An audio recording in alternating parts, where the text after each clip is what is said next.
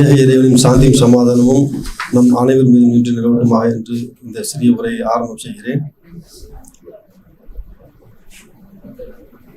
ஒவ்வொரு குழந்தையும் பிறக்கும் பொழுது அது தன்னுடைய இயற்கை மார்க்கமான இஸ்லாத்தில் தான் பிறக்கிறது. அதாவது இஸ்லாம் என்பது இறைவனால் அங்கீகரிக்கப்பட்ட மார்க்கம் என்று இறைவன் கூறுகிறான்.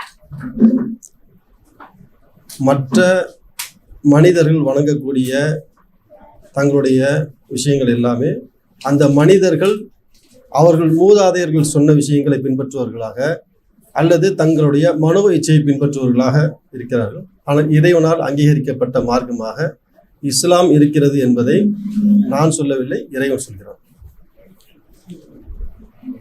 நாம பொதுவா இந்த பொதுவான மக்கள் ஒரு சிலரை தவிர பொதுவான மக்கள் இறைவனை குறித்து, முஹம்மது நபி அவர்களை குறித்து அல்லது இந்த குரானை குறித்து பேசப்படும் பொழுது அவங்க என்ன சொல்லுவாங்க அப்படின்னா, அல்லா சாமி, முஸ்லீம்களுடைய கடவுள் யாரு? அல்லா சாமி. முகமது நபி யாரு? சிலருக்கு தெரியாது, என்னன்னு தெரியலங்கன்னுவாங்க. அப்படி இல்லைன்னா யாரு? அவர் ஒரு முஸ்லீம்களுடைய ஒரு தூதர், இறை தூதர் அப்படின்றாங்க. இந்த குரானை பற்றி சொல்லும்போது என்ன சொல்றாங்க? இது முஸ்லீம்களுடைய வேதம் அப்படின்ற ஒரு தவறான ஒரு மன ஓட்டத்தை தங்களோட மனசுல விதைச்சிருக்கிறாங்க. முதலாவதாக இறைவன் என்பவன் அனைத்து மக்களுக்குமான, இதற்கு முன்பு வாழ்ந்த, இப்பொழுது வாழ்கின்ற, இனி வரப்போகின்ற உலகத்தில் படைக்கப்பட்ட அனைத்து பொருட்களையும் படைத்து பரிபாலிக்கக்கூடிய இறைவன், அனைவருக்கும் பொதுவானவன், அல்லாஹ் என்று அரபு மொழியில் அழைக்கின்ற ஒரே கடவுளை குறிக்கக்கூடிய சொல். அந்த இறைவன் அனைவருக்குமானவன், முதலாவதாக விளக்கம். இரண்டாவது, முஹம்மது நபி அவர்கள் இறுதியாக வந்த தூதர். இந்த அனைத்து மனித சமுதாயத்திற்கும் இறுதியாக வந்த தூதர். அவர் வெறுமனே முஸ்லீம்களுக்கு உண்டான நல்ல உபதேசங்களை சொல்லி அவர்களை நல்வழிப்படுத்த வந்த தூதர் அல்ல. இறைவனால் இந்த பூமியிலே வாழக்கூடிய சிறந்த மனிதர்களை தேர்ந்தெடுத்து இறைவன் அவர்கள் நல்ல மக்களிடத்திலே நல்ல செய்திகளை சொல்லி அவர்களிடத்தில் உள்ள தீய விஷயங்களை தடுக்கிறதுக்காக இறைவன் ஒவ்வொரு காலகட்டங்களிலும் பல்வேறுபட்ட தூதர்களை இறைவன் அருளினான். அந்த வரிசையில் இறுதியாக வந்த தூதர் யார் என்றால் முஹம்மது நபி அவர்கள். அவர்கள் இப்பொழுது நாம் வாழக்கூடிய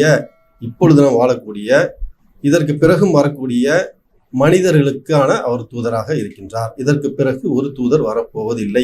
இந்த சமுதாயத்தோடு இந்த உலகம் அழிக்கப்படும். இந்த உலகத்தில் இந்த மனிதர்கள் செய்யக்கூடிய நலவான தீய விஷயங்கள் அனைத்திற்கும் உண்டான கேள்வி கணக்குகள் இந்த உலகத்தில் இந்த மனிதனுக்கு ரொம்ப ஃப்ரீயா விட்டுருவான் இறைவன். ஏன்னு கேட்டா அவனுக்கு இது ஒரு சோதனையான இடம். இந்த இடத்துல அவன் விரும்பியவற்றை செய்வதற்கும் அவனுக்கு உரிமை இருக்கிறது, அல்லது இறைவன் சொன்ன பிரகாரம் தன்னுடைய கட்டுப்பாட்டான ஒரு வாழ்க்கை வாழ்வதற்கும் உண்டான வழிவகை இருக்கிறது.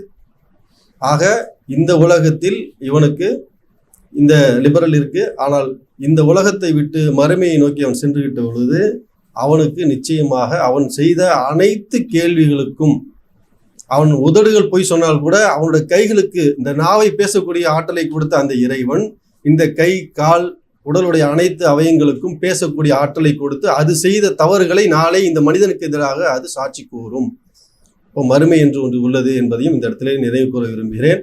இறுதியாக இந்த குரானிலே நமக்கு முன்பு பேசிய சகோதரர் அப்துல்லா ஆறுமுகம் அவர்கள் சொன்னார்கள், 68வது அத்தியாயத்திலே 52வது வசனத்திலே இறைவன் கூறுகிறான், இது உலக மக்கள் அனைவருக்குமான ஒரு நல்ல உபதேசம், முஸ்லிம்களுக்கு உண்டானது என்று இந்த இடத்துலையும் பதிவு செய்யல. இது உலக மக்களுக்கு உண்டான ஒரு நல்ல உபதேசம். இந்த குரான்ல என்ன இருக்குது? ஒவ்வொரு மனிதனும் தன்னுடைய வாழ்க்கையை எப்படி ஆக்கிக்கணும் அப்படின்றதுக்கு உண்டான நல்ல உபதேசம் இருக்கு. மனிதர்கள் வாழக்கூடிய இந்த காலகட்டத்துல அவங்க எப்படி வாழணுன்ற அடிப்படை வாழ தெரியல. அதனால பல்வேறுபட்ட பிரச்சனைகளை சிக்கிறாங்க. அதனால என்ன பண்றாங்க? உலகத்துல பல்வேறு தவறான முடிவுகளையும் அவர்களால பல தவறான விஷயங்களும் உருவாகக்கூடிய சூழ்நிலை ஏற்பட்டுருது. அதனால இந்த 3 விஷயங்களுக்கு உண்டான தெளிவை கொடுத்துக்கிட்டு அடுத்து நம்ம பொதுவான ஒரு சிந்தனைக்குள்ள போறோம். என்னன்னு சொன்னா, பொதுவாக இஸ்லாமில் அந்த மாதிரி ஒரு விஷயங்கள் கிடையாது. இப்போ நம்ம வரும்போது ஒரு ஒரு என்னது கண்ணீர் அஞ்சலி போஸ்ட் சொல்லுவாங்கல்ல, இறந்து விட்ட மனிதர்களுக்கு, அது மாதிரி ஒரு பாயோட போஸ்ட். இஸ்லாமில் அந்த மாதிரி ஒரு விஷயம் கிடையாது. வண்டி விட்டு வரும்போது தான் ஒருத்தரோட போஸ்ட் பார்த்தேன். அது திமுக சார்பில் அடிச்சிருப்பாங்க, ஃபேமிலி சார்பில் அடிச்சிருக்கிறது வாய்ப்பு கிடையாதுன்றதை நம்புறேன் நான். இஸ்லாமில் அந்த மாதிரி ஒரு போஸ்ட் அடித்து விளம்பரப்படுத்துறது அது மாதிரிலாம் கிடையாது. ஏன்னா மரணம் அப்படின்றது ஒரு வாழ்க்கையினுடைய தொடக்கம். இந்த மனிதன் இந்த உலகத்தில் வாழ்றான் இல்லையா, இந்த வாழ்க்கைன்றது சோதனை. இந்த சோதனை முடிஞ்சதுக்கு பின்னாடி ஒரு மிகப்பெரிய நீண்ட நெடிய அழியாத வாழ்க்கை இருக்கு. அந்த வாழ்க்கையில மரணம்ன்றது கிடையாது. அந்த வாழ்க்கையை நோக்கிய முதல் பயணம் தான் அந்த மன்னரை வாழ்க்கை. அந்த மன்னரை வாழ்க்கைக்கு தான் அவர் போறார் முதல்ல. அதனால அந்த போஸ்டரை பார்த்த உடனே எனக்கு ஒரு சிந்தனை வந்துச்சு. என்னன்னு கேட்டா, இந்த போஸ்டரை பார்த்த உடனே எனக்குள்ள மனசுக்குள்ள ஒரு சின்ன கவலை வந்துச்சு. நபிகள் நாயகம் ஸல்லல்லாஹு அலைஹி வஸல்லம் அவர்கள், இறைவனுடைய தூதர் அவர்கள், இறுதி தூதர் அவர்கள், அவருடைய காலகட்டத்திலே ஒரு யூத மனிதருடைய மரணம், அவரை கொண்டு போறாங்க, ஜனாசான்னுவாங்க அரபு மொழியில. அவரை கொண்டு போறாங்க. கொண்டு போகும் பொழுது நபிகளார் அவர்கள் எழுந்து நிற்கிறார்கள். எழுந்து நிற்பதற்கு இஸ்லாத்தில் ஒரு மனிதருக்கு சங்கை செய்வதற்கு, சிறப்பு செய்வதற்காக எழுந்து நிற்பது இஸ்லாத்தில் அனுமதி கிடையாது. ஆனால் நபிகள் அவர்கள் எழுந்து நிற்கிறாங்க. அவர்களை பார்த்து அவருடைய தோழர்கள் எழுந்து நிற்கிறாங்க. அப்போ நீங்க அவர்கிட்ட பிற்பாடு சொல்லப்படுது, இவர் யூதர் அவரு அப்படின்னு சொல்லப்படுது. அவர் யூதர். அவர் யூதராக இருந்தால் என்ன, அவர் மனிதர் அல்லவா? மனிதர் இல்லையா? அவரும் ஒரு மனிதர் தானே. அவரு எழுந்து நிற்கிறாங்க. எழுந்து நிச்சது பின்னாடி அவங்க சொல்லக்கூடிய இந்த வார்த்தை தான் இன்று எனக்கு ஏற்பட்ட அந்த தாக்கத்தின் அடிப்படையில் சொல்றேன். நான் நபியாக இறைவனால் தேர்ந்தெடுக்கப்பட்ட தூதராக இருக்கின்ற இந்த காலகட்டத்திலேயே என் கண்ணுக்கு முன்னாடியே நரகத்திற்கு செல்கிறாரே அப்படின்ற அந்த தாக்கம் அவருக்குள்ள இருக்கு, மனதனுடைய தாக்கம் இருக்கு. அப்ப நாம இது போல போஸ்டர் பார்க்கும்போது இறைவன் நமக்கு ஒரு நேர் வழியை கொடுத்திருக்கிறான். இறைவன் நமக்கு ஒரு அழகான ஒரு வழிகாட்டுதலை, அழகான ஒரு புரிதலை இறைவன் நமக்கு கொடுத்திருக்கிறான். நம்ம இஸ்லாத்தை மக்களிடத்திலே சொல்வதற்குண்டான என்ன விஷயங்கள் எல்லாம் நம்ம முயற்சிகள் எடுத்திருக்கிறோன்றத இந்த நேரத்தில் நம்ம சிந்திச்சு பார்க்கணும். ஏன்னா நபிகள் நாயகம் ஸல்லல்லாஹு அலைஹி வஸல்லம் அவர்கள் கோட்பாட்டை இந்த குர்ஆன் இறுதியானதுன்னு சொல்றோம் இல்லையா, குர்ஆன்ல 3வது அத்தியாயத்துல 4வது வசனத்துல இறைவன் சொல்றான், மனிதர்களுக்கு நேர்வழி காட்டுவதற்காக இதற்கு முன்னரும் வேதங்களை இறக்கினான், நன்மை தீமைகளை பிரித்து காட்டுகிறதையும் இறக்கி வைத்தான். ஆகவே எவர்கள் அல்லாஹ்வின் வசனங்களை நிராகரிக்கிறார்களோ அவர்களுக்கு கடும் தண்டனை உண்டு. அல்லாஹ் யாவரையும் மிகைத்தோனாகவும் தண்டிப்போனாகவும் இருக்கிறான். அப்போ இந்த குர்ஆன்ன்றது இறுதியாக வந்ததுன்றதை இறைவன் குர்ஆனின் மூலம் அந்த வசனத்தின் மூலம் குர்ஆனை சொல்றான் இல்லையா. இதுக்கு முன்னாடியும் மக்களுக்கு நேர்வழி காட்டுவதற்காக குர்ஆன்ன்றது என்னது, மனிதர்களுக்கு நேர்வழி காட்டுவதற்காக இதற்கு முன்னரும் வேதங்களை இறக்கினான். ஆனால் அந்த வேதங்கள்ல மனிதர்களுடைய கரங்கள் பற்றுச்சு. அதாவது மனிதர்கள் ஆரம்பத்தில் சொன்னோம் இல்லையா, ஒன்று மனோ இச்சையை பின்பற்றுவாங்க, இன்னும் அவங்க மூதாதையர்களுக்கு ஒரு விஷயங்கள் சொல்லப்பட்டிருக்கும், அந்த விஷயங்களை பின்பற்றக்கூடியவங்களா இருப்பாங்க. அப்போ இறைவன் இந்த வசனத்தின் மூலமாக அந்த விஷயத்தை தெளிவுபடுத்துறான். இந்த விஷயங்களை எடுத்துக்கொண்ட இறைவனுடைய தூதருடைய இந்த விஷயங்களை, இந்த அறிவுரைகளை ஏற்றுக்கொண்ட மனிதர்கள் இறைவனுடைய நபிகளாருடைய தோழர்கள் என்று அழைக்கப்படுவாங்க. சஹாபிகள் என்பாங்க, தோழர்கள். அவர்கள் இந்த ஏற்றுக்கொண்ட காரணத்தினால பல இன்னல்களுக்கு உட்படுறாங்க. அந்த நேரத்தில் ஆட்சியாளர்களாக இருந்த மக்களிடத்துல போட்டு கொடுத்து இப்போ பண்றாங்க இல்லையா, அதிகாரத்தில் இருக்கவங்க கிட்ட வலிய மக்களை பத்தி போட்டு கொடுத்து, இல்லை சிறுபான்மையினா இருக்கக்கூடிய போட்டு கொடுத்து ஆதாயம் அடையக்கூடிய மக்கள் இருக்கலாம். அந்த மாதிரி இஸ்லாத்திற்கு வருவதற்கு முன்பாக அபு சுஃபியான் என்று சொல்லக்கூடிய அவள் என்ன பண்றாங்கன்னா, இறைவனுடைய இந்த தூதரனுடைய தோழர்கள் இருக்காங்க இல்லையா, அந்த தோழர்களை பற்றி என்ன பண்றாங்க, ஹெர்குலஸ் இல்லையா, அந்த அரசனிடத்துல போயிட்டு குறை சொல்றாங்க. அப்போ அவங்க அரசனிடத்துல குறை சொல்லும்போது அப்போ அவங்க கேட்குறாங்க, ஏன்னா அவர் நிறைய கொஸ்டினை கேட்குறாரு, இவர் தூதர் போய் சொல்லியிருக்கிறாரா, இல்லை அவருக்கு நீங்கள் போர் தொடுத்துருக்கீங்க அப்படின்ற அது மாதிரி பல சம்பாஷணைகளில் ஒரு விஷயத்த சொல்றாங்க. அவரை பின்பற்றுவர்கள் அதிகரிக்கிறார்களா அல்லது குறைகிறார்களா என்று நான் கேட்டேன். அவர்கள் அதிகரிக்கிறார்கள் என்று பதிலளித்தீர். அதாவது அந்த ஹெர்கல் மன்னன் பல கேள்விகளை கேட்கிறான். நீங்க ஒரு விஷயத்த சொல்றீங்க, அந்த விஷயத்தின் அடிப்படையில் நான் அபு சுஃபியான் அவங்க இஸ்லாத்தை அந்த நேரத்தை ஏத்துக்கல. அந்த சம்பவம், இந்த சம்பாஷணைகள் அபு சுஃபியான் பதிவு செய்யறாங்க. அந்த விஷயத்துல என்னன்னா, நான் வந்து இவரை பற்றி பொய் தான் சொல்லணுன்ற மனசில் கருத்து வச்சுருந்தேன். ஆனால் என் கூட இருக்க கூட்டாளிங்க இருக்காங்கல்ல, நான் சொல்கிறது பொய் தான்றதை அவங்க வந்து அந்த அரசன்கிட்ட போட்டு கொடுத்துட்டாங்கன்னா நான் மாட்டிப்பேன்ல. அதனால் நான் என்ன பண்ணுறேன், உண்மை சொல்லக்கூடிய நிர்பந்தத்துக்கு ஆளாக்கப்பட்டேன்.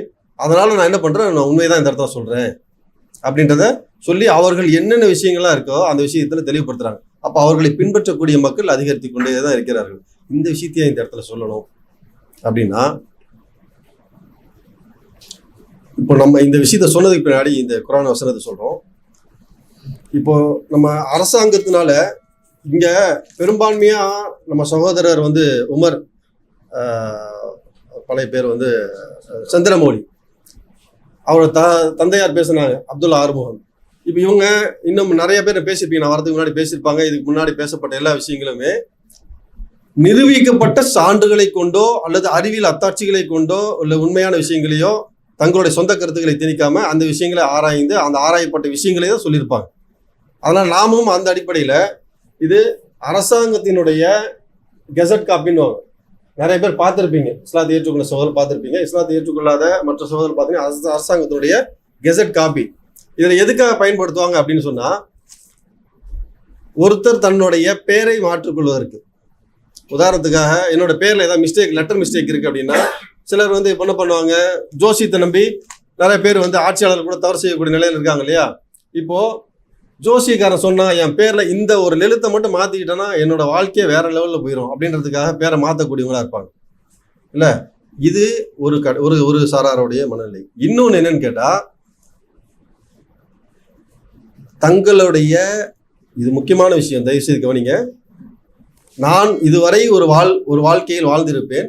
இந்த வாழ்க்கை எனக்கு ஒரு தெளிவான சித்தாந்தத்தை கொடுக்கவில்லை. உதாரணத்துக்காக இப்போ நான் வாழக்கூடிய வாழ்க்கையில சக மனிதனுக்கு சமமானவன், அவன் எந்த விதத்திலையும் அவனை விட தாழ்ந்தவன் கிடையாது.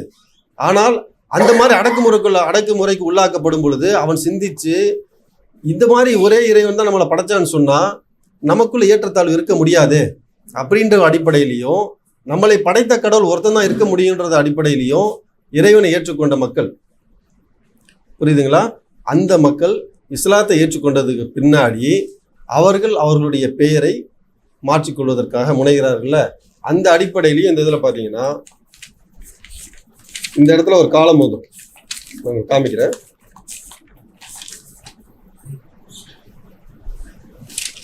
ப்ரோஃபார்மா 2 இருக்கு இல்லையா, ப்ரோஃபார்மா 2 தெரியுது இல்லையா, ப்ரோஃபார்மா 2 அப்படின்றது. இப்போ இந்த இடத்துல இருந்து பார்த்தீங்கன்னு சொன்னால் இஸ்லாத்தை ஏற்றுக்கொள்ளக்கூடிய மக்கள் தங்களுடைய பெயர்களை பதிவு செய்வாங்க. இப்போ இந்த மாதிரி பார்த்தீங்க அப்படின்னு சொன்னால், இப்போ இந்த ஒரு பேஜில் கிட்டத்தட்ட ஒரு 16 காலம் இருக்கு, 16 பெயர்கள் மாற்றிக்கொண்டது இருக்கு. இப்போ இந்த மாதிரி இதில் 1 2 3 4 5 6 7, இப்போ இந்த 7 பேஜ் இருக்கு இல்லையா. இப்போ 7 16 கணக்கு பண்ணிக்கோங்க. இந்த 7 16ல் மொத்தம் வந்து பார்த்தீங்கன்னா 76 பேர் தங்களுடைய வாழ்க்கையை இஸ்லாம் தான் அல்லாஹ் தான் ஒரே கடவுள், இஸ்லாம் தான் சரியான மார்க்கம் என்று தங்களுடைய வாழ்க்கையை நெறியாக ஏற்றுக்கொண்டிருக்கிறார். புரியுதுங்களா? இப்போ இந்த விஷயங்கள் எதுக்காக சொல்லப்படுது அப்படின்னு சொன்னா, முஸ்லீம்கள், பெரும்பான்மையான முஸ்லீம்கள் இஸ்லாத்தினுடைய இந்த விஷயங்களை மக்களிடத்துல எடுத்து சொல்வதில் கோட்டை விடுவதாக தான் இருக்கிறாங்க. ஏன்னு கேட்டா, இந்த சொற்பமான இந்த வாழ்க்கை அப்படின்றது நாம 60க்கும் 70க்கும் இடைப்பட்ட காலநிலையில தான் வாழ்ந்து மரணிக்கிறோம். இந்த வாழ்க்கை நாம் மரணித்து விட்ட பிறகு நிச்சயமாக இறைவனால் நாம கேள்வி கேட்கப்படுவோம். நாம் செய்த அனைத்து நன்மை தீமையான அனைத்து விஷயங்கள் பற்றி கண்டிப்பா கேள்வி கேட்கப்படுவோம். ஒரு கொம்பு உள்ள ஆடு கொம்பு இல்லாத ஆட்டை அது முட்டிட்டு அப்படின்னா நாளைக்கு மறுமையில் அந்த மாதிரி 5 அறிவு ஜீவராசிகள்லாம் இருக்கு இல்லையா, அதுக்கு கேள்வி கணக்கு கிடையாது. இருந்தாலும் இறைவன் அந்த கொம்பு உள்ள ஆட்டையும் கொம்பு இல்லாத ஆட்டையும் நீதியை நிலைநாட்டும் பொருட்டு அந்த 2 ஆடுகளும் கொண்டு வரப்படும். அந்த 2 ஆடுகளுக்கு மத்தியில் கொம்பு இல்லாத இந்த ஆடு இருக்கு இல்லையா, அதுக்கு கொம்பு கொடுக்கப்பட்டு இது முட்டை வச்சுட்டு இறைவன் அதுக்கப்புறம் அதை அழிச்சிருவோம். நீதியை தவறாத அரசன் அவன். இன்று அரசன் எவ்வளவு பேர் சொல்றாங்க இல்லையா, அரசர்கள் நிலையானவன் அவன் தான். இன்று வந்தவங்க நாளைக்கு இல்லை, இன்னைக்கு இருக்கிறவங்க நாளைக்கு கிடையாது. அதிகார போதையில இந்த மாதிரி எவ்வளோ விஷயங்கள், எவ்வளோ பேர் நாட்டை ஆளணும்னு வர்றாங்க. தமிழ்நாடு இன்னைக்கு இங்கே தான் இருக்குது. தமிழ்நாட்டை ஆண்ட மக்கள் எங்கே இருக்கிறாங்க யாரும்? அப்போது நாம் இந்த மாதிரி உலகத்தினுடைய மாயையில சிக்கி நம்மளோட வாழ்க்கையை சின்னாபின்னமாக்கி நம்ம ஒரு சித்தாந்த வழிபாடு இல்லாம, சித்தாந்த கோட்பாடு இல்லாம நாம சிதறி போகாம இருக்கிறதுக்கு ஒரே இறைவன் தான் நம்மை படைத்திருக்கிறான் அப்படின்ற அந்த சித்தாந்தத்தின் அடிப்படையில நாம உள்ள வரணும். அதுக்கு குர்ஆனுடைய வசனங்கள் பாருங்க, இவ்வளவு அழகான வசனம். 3வது அத்தியாயத்துல 64வது வசனம். நீங்க நோட் பண்ணிட்டு அப்புறம் கூட எடுத்து பாருங்க. முதல்ல இறைவன் என்ன சொல்றான் அப்படின்னு சொன்னா, நபியே அவரிடம் வேதத்துடையோரே நமக்கும் உங்களுக்கும் இடையே, ஏன்னா எல்லா வேதத்துடையோரும் என்ன நம்ம பைபிளில் வச்சு ஒருத்தங்க இது பண்றாங்க, அல்லது ரிக்கேசு சாமாதான வேதங்கள் வச்சு வர்றாங்க. இந்த வேதங்கள் அடிப்படையில் அவர்களே சிந்திச்சு பார்த்தோம்னு சொன்னா அதுல கருத்துக்குள் அடிப்படையில இந்த விஷயங்கள் ஒத்துப்போகும். என்னது? நமக்கும் உங்களுக்கும் இடையே இசைவான பொதுவான ஒரு பொது விஷயத்தின் பக்கம் வாருங்கள். அதாவது அந்த விஷயம் என்னன்னு கேட்டா, நாம் அல்லாஹ்னா என்ன சொன்ன, ஆல்ரெடி ஒரே கடவுள் தான் சொல்லிட்டேன். அல்லாஹுவை தவிர வேறு எவரையும் வணங்க மாட்டோம், அவனுக்கு எவரையும் இணை வைக்க மாட்டோம், அல்லாஹு விட்டு நம்மில் சிலர் கடவுளாக எடுத்துக்கொள்ள மாட்டோம் என கூறும் முஃமின்களே, இதன் பிறகும் அவர்கள் புறக்கணித்து விட்டால் நிச்சயமாக நாங்கள் முஸ்லிம்கள் என்பதற்கு நீங்கள் சாட்சியாக இருங்கள் என்று நீங்கள் கூறிவிடுங்கள். அப்ப நமக்கும் முஸ்லிம் அல்லாத மக்களும் என்ன பொதுவான விஷயத்தின் பக்கம் வரணும். அவங்களுடைய வேதத்தின் அடிப்படையில் கவனிச்சு பார்த்தீங்கன்னா அது என்ன, நம்மளுடைய கடவுள் எல்லாம் ஒருத்தன் தான் இல்லையா? நம்மளுடைய உள்ளத்திலிருந்து சொல்லக்கூடிய வார்த்தை, நாம் நமக்கு எதிராக ஒருத்தன் அநியாயம் இழைக்கப்படும் பொழுது, நாம பலகீனமா இருக்கும் பொழுது, அதிகாரத்தை அவன் மீது செலுத்த முடியாது அப்படின்ற ஒரு நிலை வரும் பொழுது, நம்மளுடைய உள்ளம் நம்மை அறியாம சொல்றது விஷயம்னா, மேல ஒருத்தன் பார்த்துட்டு இருக்கிறான்டா, அவனை பார்த்துருவான்டா, விட்டுருவானா, அவன் யாராவது ஒரு மனிதர் இறந்து போயிடுறாரு, அவர் மேல போயிட்டாருங்க, அவரு அப்படிதானே சொல்றோம், கிண்டலுக்காக நக்கலுக்காக சொன்னாலும் என்ன சொல்றோம், அவர் மேல போயிட்டாருப்பா. அப்போ நம்மை அறியாமல் நம் உள்ளத்தில் பதிவு செய்யப்பட்ட விஷயம் ஒருத்தன் கடவுளா இருக்கிறான் அப்படின்றது.